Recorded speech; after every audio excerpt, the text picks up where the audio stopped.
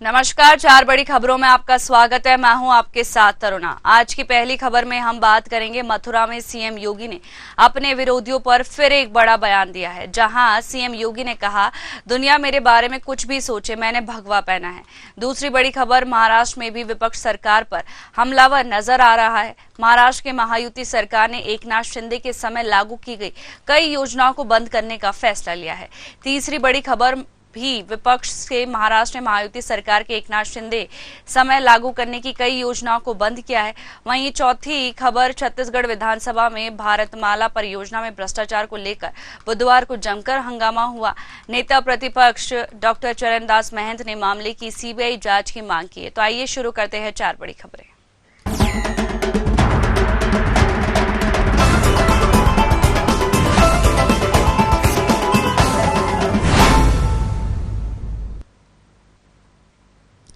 मथुरा में सीएम योगी ने अपने विरोधियों पर एक बार फिर बड़ा बयान दिया है, जहां सीएम योगी ने कहा, दुनिया मेरे बारे में कुछ भी सोचे, मैं भगवा पहना है। मुझे इस पर गर्व है। एक दिन पूरी दुनिया भगवा पहनेगी, वही राम मंदिर, काशी और कुंभ के बाद आगे क्या होगा? इस सवाल पर उन्होंने कहा, बजट में मथुरा वृंदावन को फंड आवंटित किया गया है, वहां के भी काम होंगे। जब मौका मिले तो चूकना नहीं चाहिए। सीएम योगी ने बुधवार को आरएसएस के एक कार्यक्रम में ये बात कही। साथ ही संबल से जुड़े सवाल पर उन्होंने कहा, संबल एक सच्चाई है। जबरन किसी पर कब्जा कर उसकी आस्था को चोट पहुंचाना बर्दाश्त नहीं किया जा सकता। उन्होंने कहा कि इस्लाम को उदय हुए सिर्फ 1400 साल हुए हैं, लेकिन मैं 3500 साल पुरानी बात कर रहा हूं। जब कहा गया था कि संबल में कल की अवतार होगा, वहां 56 साल बाद शिव मंदिर में जलाभिषेक किया गया। इसी के साथ सीएम ने कहा कि बहता पानी और रमता जोगी कभी अशुद्ध नहीं होता, वह तो चलयमान है। जिसने भारत की आस्था के साथ खिलवाड़ किया है, उसे डूबना ही पड़ेगा। दुनिया मुझे कुछ भी सोचे मेरे बारे में, ये सच है। मैंने भगवा बाना धारण किया, ये मेरी पहचान है, हमारे सनातन की पहचान भी है। तो मुझे तो इस पे गौरव की अनुभूति होती है, और एक दिन पूरी दुनिया पहने की देखना। वहीं इस खबर पर ज्यादा चर्चा के लिए हमारे साथ लखनऊ से ब्यूरो हेड प्रशांत राव जुड़ गए। प्रशांत, सीएम योगी आदित्यनाथ का बयान सामने आया। उन्होंने बोला है कि पूरी दुनिया भगवा पहनेगी और मैंने भी भगवा पहना है। बिल्कुल तरुणा, आपको बता दूं, उत्तर प्रदेश के मुख्यमंत्री योगी आदित्यनाथ का जो बयान आया है, वो बयान उत्तर प्रदेश की सियासत के लिए भले ही गर्म हो, लेकिन जिस तरीके से उन्होंने अपने सारगर्भित तरीके से इस बयान को रखा है, उससे महत्वपूर्ण बातें जरूर निकल कर आई हैं। उन्होंने कहा है कि दुनिया मेरे बारे में कुछ भी सोचे, मैं भगवा पहनता हूं, इसलिए मुझे गर्व है। भगवा को लेकर पहले भी मुख्यमंत्री योगी आदित्यनाथ के ऊपर विपक्ष के कई बार नेता जो हैं उन पर हमला कर चुके हैं। अगर खासकर कहें दिवंगत नेता मुलायम सिंह यादव हों, या फिर पूर्व मुख्यमंत्री बिहार के लालू प्रसाद हों, या तमाम जो नेता हैं, वो मुख्यमंत्री योगी आदित्यनाथ को लेकर कभी बाबा बाबा शब्द या भगवाधारी शब्द जो है हमेशा उनके लिए प्रयोग करते रहे हैं। तो वहीं कांग्रेस के नेता लगातार उन्हें भगवाधारी बाबा कहते रहे, लेकिन इस भगवा ने उत्तर प्रदेश में 2 बार सरकार बनाई, उसके साथ वो करके दिखाया जो ऐतिहासिक हो गया है। इसको लेकर बाबा ने इससे गर्व महसूस किया है। उन्होंने कहा है कि अगर समय आया तो पूरी दुनिया भगवा पहनेगी। तो वहीं राम मंदिर, काशी और कुंभ को बाद आगे क्या होगा, इस सवाल पर उन्होंने कहा कि बजट में मथुरा वृंदावन को फंड आवंटित किया गया है, वहाँ के भी काम होंगे। जब मौका मिलेगा तो चूकेंगे नहीं। सीएम योगी आदित्यनाथ ने बुधवार को आरएसएस के कार्यक्रम में यह बातें कही थी, क्योंकि आरएसएस के स्वयंसेवक लगातार जो है काम कर रहे हैं हिंदुत्व के मुद्दे को लेकर, और खासकर राष्ट्र को लेकर, राष्ट्र विकास हो, राष्ट्र निर्माण हो, राष्ट्र एकता हो, इसको लेकर आरएसएस के लोग काम कर रहे हैं। तो उसी में सारगर्भित तरीके से मुख्यमंत्री योगी आदित्यनाथ ने अपने बयान को रखा था। साथ ही उन्होंने संबल से जुड़े सवाल पर भी कहा कि संबल एक सच्चाई है। संबल को लेकर पहले से ही हमारे जो है जो पुरातन सत्य हैं, उसमें साफ तरीके से संबल में लिखा गया है कि संबल में कल अवतार होगा।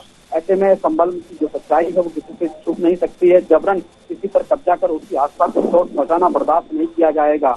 उन्होंने कहा कि इस्लाम को उदय हुए 14 वर्ष हुए हैं, जबकि 3500 साल पुराना हमारा इतिहास है, हमारी संस्कृति है, हमारी विरासत है। जब कहा गया था कि संबल में कल अवतार होगा, वहाँ 56 साल बाद शिव मंदिर में जलाभिषेक किया गया। इसी के साथ सीएम योगी आदित्यनाथ ने कहा कि बहता पानी और रमता जोगी कभी अशुद्ध नहीं होता है, वह चलायमान होता है। जिसने भारत की आस्था के साथ खिलवाड़ किया है, उसे डूबना ही पड़ेगा। निश्चित तौर से देखिए, जिस तरीके से आताताई आक्रांताओं ने भारत पर आक्रमण किया और जो यहाँ के देव मंदिर थे उनको तोड़ा, एक चीज सबसे महत्वपूर्ण करना यह है कि जो आताताई आक्रांता थे, केवल उन्होंने हिंदू देवी देवताओं के मंदिर ही नहीं तोड़े, जो बौद्ध मठ थे उनको भी तोड़ने का काम किया, और इसके साथ ही जैन मंदिर थे उनको भी नुकसान पहुंचाने का काम किया है। तो तमाम तरीके के जो नुकसान वो इनके द्वारा किए गए हैं, जिसको लेकर मुख्यमंत्री योगी आदित्यनाथ ने कहा जब भी मौका मिले तो सूचना नहीं चाहिए। एक दिन पूरी दुनिया भगवा पहनेगी और मुझे भी गर्व है कि मैं भगवा धारण करता हूँ। जी, जैसे आपने बताया अभी कि आक्रांताओं ने काफी भारत पर प्रहार किया है, साथ ही अभी जैसे ताजा मामला देखा जाए संभल के अंदर जो जामा मस्जिद है उसको लेकर भी पहले वहां पर हरिहर मंदिर था, और साथ ही जब ICS की जांच की गई थी उसमें ये पाए गए थे, कई आकृतियां पाई गई थी और अभी तक भी उस पर फैसला जारी है। और बिल्कुल इसके संभल में जो जामा मस्जिद है उसके नीचे जिस तरीके से तथ्यों के आधार पर और प्राथमिक बातों के आधार पर, प्राथमिक लेखों के आधार पर ये कहा गया कि हरिहर मंदिर है, देखिए वो तथ्य कहीं ना कहीं निकल कर आ रहे हैं। अभी देख रहे हैं कि संभल में कई ऐसे मकान खोजे गए जिनके नीचे तमाम देवी देवताओं के मंदिर निकले, तो निश्चित रूप से कहीं ना कहीं अगर देखा जाए कि ये है कि वहाँ जो है भगवान के मंदिर थे, लेकिन आताताई आक्रांताओं ने वहाँ अपना निवास बनाया, वहाँ अपने गढ़ बनाए, तो ऐसे में जो भी मंदिर में थे उनको तोड़ने का काम किया है और उनके ऊपर अपनी चाहे मस्जिद हो, चाहे महल हो, चाहे फिर उन्होंने वहाँ पर जो है जो अपनी कब्र बनाई हो, या तमाम चीजें इस तरीके की उन्होंने बनाकर जो सत्य थे उनको छिपाने का काम किया है। निश्चित तौर से देखिए मुख्यमंत्री योगी आदित्यनाथ ने जो इशारा किया है वो बहुत दूर तक का इशारा है कि ये जो पुरातन संस्कृति से जुड़े हमारे तथ्य हैं वो छिपेंगे नहीं, और जिन लोगों ने जबरदस्ती इस पर कब्जा किया है वो बर्दाश्त नहीं किया जाएगा। संभल में देखिए लगातार उत्तर प्रदेश प्रशासन वहाँ काम कर रहा है, और उसके साथ ही कोर्ट कमिश्नर के आदेश से जो जांच हुई है उस पर भी काम हो रहा है। लेकिन मुख्यमंत्री योगी आदित्यनाथ को जो बयान आया वो बहुत संख्यक जो लोग हैं उनकी जो आस्था है, उनकी जो परंपरा है, जो संस्कृति है, उस पर आधारित उन्होंने अपना बयान दिया है। हालांकि देखिए उन्होंने जिस तरीके से कहा है कि भगवा को लेकर जो तंज कसे जाते तो उन्होंने कहा कि भगवा मेरा आज जो है गर्व का विषय है। निश्चित तौर से आज भगवा को लेकर अगर देखा जाए कि कुंभ में किस तरीके से उन्होंने बड़ी ऐतिहासिक लकीर खींची है जो आने वाले समय में शायद कोई इसको तोड़ पाए। दुनिया के इतिहास में आज तक का सबसे बड़ा कार्यक्रम महाकुंभ प्रयागराज 2025 हुआ है, जबकि अगर देखा जाए कि दुनिया में सबसे ज्यादा क्रिश्चियन रहते हैं, उसके बाद मुस्लिम रहते हैं, इनके धार्मिक स्थलों पर आज तक इतनी भीड़ नहीं हुई है। जबकि ये केवल उत्तर प्रदेश प्रशासन का एक जो व्यवस्थाओं का कार्यक्रम था कि महाकुंभ में आने वाले लोगों के लिए व्यवस्थाएं की जाएं, उसमें भी देखिए करीब 65 लाख करोड़ से ज्यादा लोग वहां लोग पहुंचे हैं। जी, तमाम जानकारियों के लिए आपका बहुत बहुत शुक्रिया प्रशांत।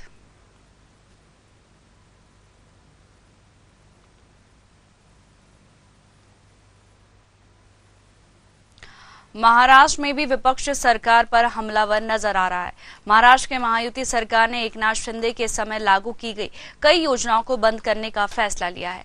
ऐसे में शिंदे सरकार के वक्त की कई योजनाओं पर ताला लगाने की आशंका बढ़ गई है।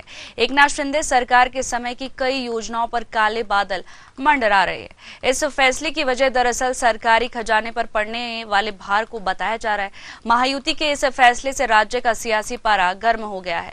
महायुति सरकार की लोकप्रिय योजना आनंद शिधा को अब बंद कर दिया गया है। एकनाथ शिंदे के सीएम बनने के बाद यह योजना शुरू की गई थी। यह योजना शिंदे के राजतिलक गुरु आनंद दीघे के नाम पर प्रारंभ की गई थी। इस योजना के जरिए त्योहारी सीजन के दौरान महाराष्ट्र में 1,63,00,000 लोग लाभान्वित हुए थे, लेकिन अब मौजूदा देवेंद्र फडणवीस सरकार के खजाने पर बढ़ते दबाव के चलते आनंदा राशन योजना को स्थगित कर दिया गया है।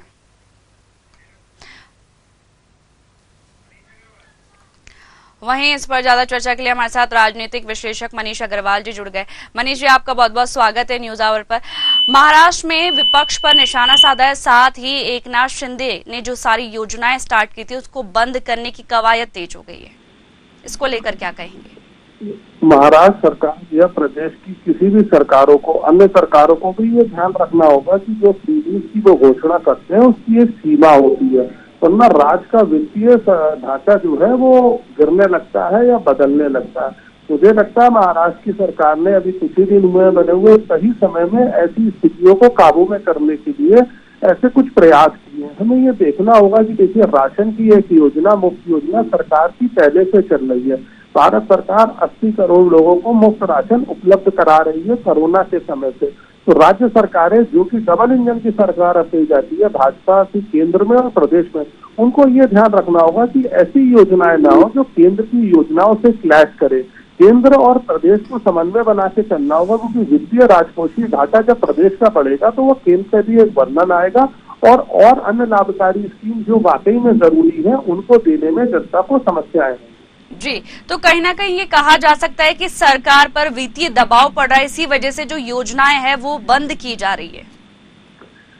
बंद की जा रही है योजनाएं, ऐसा नहीं कहना चाहिए। योजनाओं को चेंज और व्यवस्थित करना पड़ेगा। सरकार को बंद करेगी तो उसका नेगेटिव इम्पैक्ट होगा, लेकिन चेंज करना पड़ेगा, व्यवस्थित करना पड़ेगा। अगर राशन की योजना केंद्र सरकार की चल रही है तो प्रदेश सरकार को ये ध्यान रखना होगा कि उसे कैसे उन योजनाओं को केंद्र की योजनाओं के संग जोड़ के चलाना है।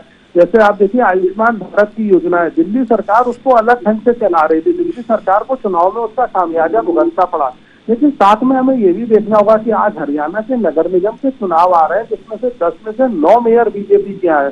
तो बीजेपी पे जनता का विश्वास बढ़ता जा रहा है, तो भारतीय जनता पार्टी को इस चीज का ध्यान रखना होगा किसी भी राज्य में कि राजकोषीय घाटे के कारण उस राज्य में वित्तीय संकट न उत्पन्न हो, जैसा कि हिमाचल प्रदेश, कर्नाटक और तेलंगाना में देखने को मिल रहा है। जी, तमाम जानकारियों के लिए आपका बहुत बहुत शुक्रिया।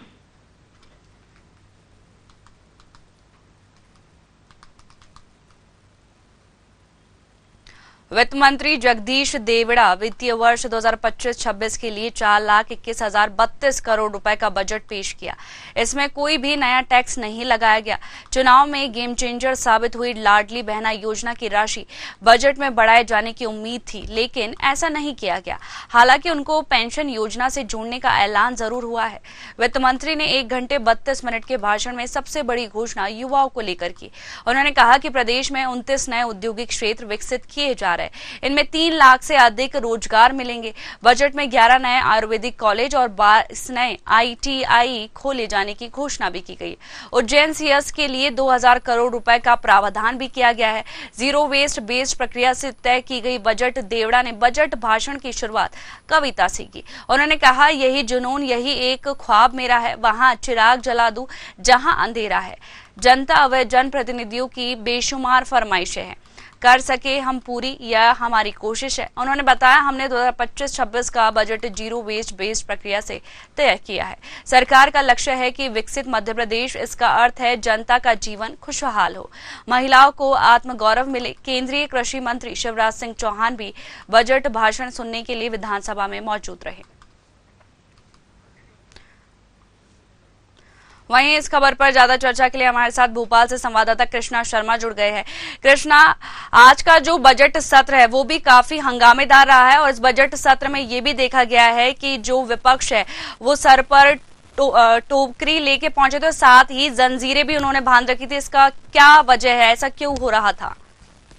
देखिए, मध्य प्रदेश विधानसभा में आज मध्य प्रदेश का बजट 2025 का पेश किया गया और उससे पहले निश्चित रूप से सदन के बाहर कांग्रेस के विधायक अपने आप को जंजीर में बांधे हुए और सर में काले कपड़े की एक टोकरी लेकर पहुंचे थे, उसमें फाइलें बंद थी और उनका कहना था कि मध्य प्रदेश लगातार कर्ज के बोझ तले दब रहा है और सरकार योजनाओं के नाम पर कर्ज ले रही है और प्रति व्यक्ति कर्ज बढ़ता जा रहा है मध्य प्रदेश में और सिर्फ जो कर्ज लिया जा रहा है उसमें सिर्फ भ्रष्टाचार हो रहा है।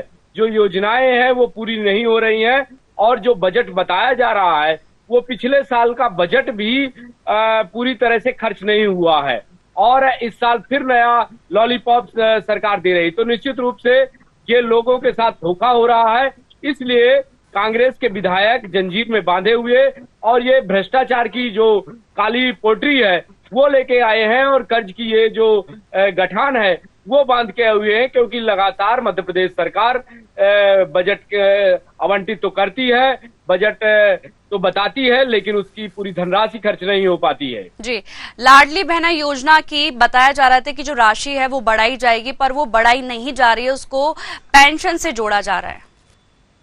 बिल्कुल, देखिए, चाहे लाडली बहना योजना हो, चाहे MSP हो या अन्य योजनाएं हैं, नई कोई बड़ी घोषणा नहीं हुई है। लेकिन जिस तरह से मध्य प्रदेश सरकार ने इस बजट को पेश किया है और मध्य प्रदेश में इंफ्रास्ट्रक्चर हो या धार्मिक स्थानों के विकास के लिए बजट हो, निश्चित रूप से सराहनीय पहल है। अब देखना होगा कि क्या ये जो बजट है और वो बजट जमीनी स्तर पर काम करता है या नहीं। जो आवंटित की गई है धनराशि अलग अलग मदों के लिए, अलग अलग खर्चे के लिए, वो उन मदों में खर्च हो पाती है, तो निश्चित रूप से एक विकसित मध्य प्रदेश या आत्मनिर्भर मध्य प्रदेश की ओर सरकार ले जा रही है। अन्यथा सिर्फ वादे ही रह जाएंगे यदि बजट का जो मद है वो उन योजनाओं तक नहीं पहुंच पाएगा। तो जी, आपसे आगे भी बजट को लेकर अपडेट लेते रहेंगे। फिलहाल तमाम जानकारियों के लिए आपका बहुत बहुत शुक्रिया।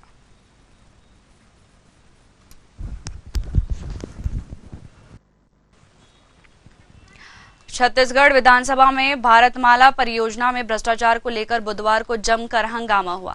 नेता प्रतिपक्ष डॉक्टर चरणदास महंत ने मामले की सीबीआई जांच की मांग की, जबकि विभागीय मंत्री टंकराम वर्मा ने गड़बड़ी स्वीकार करते हुए संभागीय आयुक्त से जांच कराने की घोषणा की। मामले में सीएम साय ने कहा कि कांग्रेस की सरकार ने तो सीबीआई को बैन किया था। इस दौरान बीजेपी विधायक रिकेश सैन ने कहा कि कांग्रेस को अब केंद्रीय एजेंसियों पर भरोसा कैसे हो गया है। उन्होंने कहा कि लोग सीबीआई को बैन करते हैं और ईडी पर सवाल उठाते हैं, वे अब खुद जांच की मांग कर रहे। विधानसभा में चर्चा के दौरान राजस्व मंत्री टंकराम वर्मा ने स्वीकार किया कि भारतमाला परियोजना में अनियमितताएं हुई है। उन्होंने कहा कि अधिसूचना जारी होने के बाद रकबे के टुकड़े कर दिए गए, पहले से अधिकृत भूमि का दोबारा भू अर्जन किया गया, ट्रस्ट के बदले ट्रस्ट से जुड़े व्यक्ति को मुआवजा दे दिया गया। इस मामले में डिप्टी कलेक्टर, एसडीएम, तहसीलदार और पटवारी पर कार्रवाई की गई। मंत्री ने कहा कि सरकार मामले की विस्तृत जांच कराएगी और इसकी जिम्मेदारी आयुक्त को सौंपी गई है। वहीं आपको बता दें कि आज भी बजट सत्र के दौरान हंगामेदार रहा और भारतमाला प्रोजेक्ट का जो मामला है वो सदन में गूंजा है। वहीं आपको बता दें कि विपक्ष ने इस दौरान वॉकआउट कर दिया है। साथ ही चरणदास महंत का बयान सामने आया है। पिछली सरकार ने घोटाला किया है और साथ ही कई अनियमितताएं भी भारतमाला प्रोजेक्ट में पाई गई है। वहीं इस खबर पर ज्यादा चर्चा के लिए हमारे साथ रायपुर से संवाददाता प्रविंस मनहर जुड़ गए हैं। प्रविंस, आज का जो बजट सत्र है वो भी काफी हंगामेदार रहा, साथ ही भ्रष्टाचार, भारतमाला परियोजना को लेकर भ्रष्टाचार देखा जा रहा है, साथ ही इसमें कई अनियमितताएं भी पाई गई है, ऐसा विपक्ष ने कहा है। देखिए, निश्चित तौर पे जिस तरीके से अगर हम आज की बात करें तो आज जो है सदन का 12वें दिन का कार्यवाही रहा और निश्चित तौर पे सदन की जो कार्यवाही शुरू हुई उसके बाद विपक्ष ने लगातार भारतमाला परियोजना को लेकर जो है सदन में हंगामा करते नजर आए और वॉकआउट भी किया। आपको बता दें कि जिस तरीके से जो भारतमाला परियोजना है, केंद्र सरकार की जो योजना है, उसको लेकर कहीं न कहीं विपक्ष वो अनियमितता की जो आरोप है वो लगाते हुए नजर आए। और अगर हम बात करें तो नेता प्रतिपक्ष चरणदास महंत ने इस मामले को लेकर जो है सीबीआई जांच करने का मांग की। हालांकि उसके बाद जो है डॉक्टर चरणदास महंत है जो अध्यक्ष है विधानसभा के, उन्होंने जो विभागीय मंत्री हैं उसको जवाब देने के लिए कहा, लेकिन इस तरीके से जवाब आया उसे संतुष्ट जो है वो विपक्ष के लोग नहीं हुए। उसके बाद जिस तरीके से विधायक दल की एक समिति गठित करके इस पर जांच करने की मांग जो नेता प्रतिपक्ष है विपक्ष के चरणदास महंत उनके द्वारा किया गया, लेकिन इस पर भी कोई जो है संभावनाजनक जो जवाब न आने पर जो है विपक्ष जो है सदन को बहिर्गमन करते हुए बाहर चले गए। आपको बता दें कि जिस तरीके से भारतमाला जो प्रोजेक्ट है, जो परियोजना है, वो उसको लेकर जो है लगातार आरोप लग रहे हैं कि इसमें करोड़ों रुपए के जो है वो भ्रष्टाचार हुआ है। उसको लेकर लगातार जो विपक्ष के नेता है, चाहे वो पूर्व मुख्यमंत्री भूपेश बघेल हो, डॉक्टर चरणदास महंत हो या फिर बहुत सारे जो विधायक हैं, वो इस अनियमितता को लेकर लगातार जो है वो सत्ता के पक्ष के ऊपर आरोप लगाते हुए नजर आ रहे हैं। तो कहीं न कहीं आज जिस तरीके से ये सदन के अंदर काफी गूंजा है और कहीं न कहीं अगर माना जाए कि जिस तरीके से आज इस सदन में एक बड़ी हंगामेदार रहा है कार्रवाई को लेकर, तो निश्चित तौर पे अगर हम बात करें तो कहीं न कहीं जिस तरीके से सदन के अंदर जो भारतमाला परियोजना है उस पर जो है हंगामा होते नजर आए। विपक्ष के जो तमाम जो बड़े विधायक हैं, जो बड़े मंत्री हैं, वो उसको लेकर जो है माफ कीजिएगा, जो तमाम तरह के जो बड़े नेता हैं, चाहे चरणदास महंत हो या फिर भूपेश बघेल हो, इस योजना को लेकर जो है लगातार कार्रवाई की मांग करते हुए नजर आए और एक विधायक दल की टीम गठित करके इस पर जांच करने का मांग की। हालांकि जिस तरीके से मैंने कहा कि इस पर जो है संतुष्ट होकर जवाब के संतुष्ट होकर जो है वो गरम करते हुए नजर आए। तो जी निश्चित जी, विपक्ष जो है वो सदन में कई मुद्दे उठाता है। पूर्व सीएम भूपेश बघेल ने कहा है कि अगर जब हम सदन में कोई मुद्दा उठाते हैं तो जो सरकार है वो ईडी की कार्रवाई करने घर भेज देती है। देखिए, आपने एकदम सही कहा कि जिस तरीके से पूर्व मुख्यमंत्री भूपेश बघेल इस बात को लगातार उठाते रहे हैं, अगर हम कवासी लखमा की बात करें तो जिस तरीके से पिछले विधानसभा जो सत्र हुआ उस पर जो है कवासी लखमा ने जो है वो भ्रष्टाचार का मामला उठाया था। उसके बाद जो है उसके यहाँ ईडी की छापी पड़ी। जिस तरीके से पूर्व मुख्यमंत्री भूपेश बघेल ने कुछ दिन पहले ही आवास योजना को लेकर जो है वो निजता का जो मुद्दा है वो सदन में उठाते हुए नजर आए। उसके बाद फिर से जो है पूर्व मुख्यमंत्री भूपेश बघेल पर ईडी के छापा पड़ा। तो ये दोनों मुद्दे हैं, 2-3 मुद्दे ऐसे हैं जिसको लेकर आज विपक्ष के जो नेता हैं, विपक्ष के जो विधायक हैं वो कहीं न कहीं सरकार के ऊपर इस बात को लेकर आरोप लगाते हुए नजर आए कि जब कोई बड़े भ्रष्टाचार का उजागर करना चाहे, कोई विपक्ष के नेता भ्रष्टाचार को लेकर जो है वो सवाल उठाए तो उसके घर में कहीं न कहीं उसके करीबियों के ईडी की छापी कार्रवाई हो जाती है।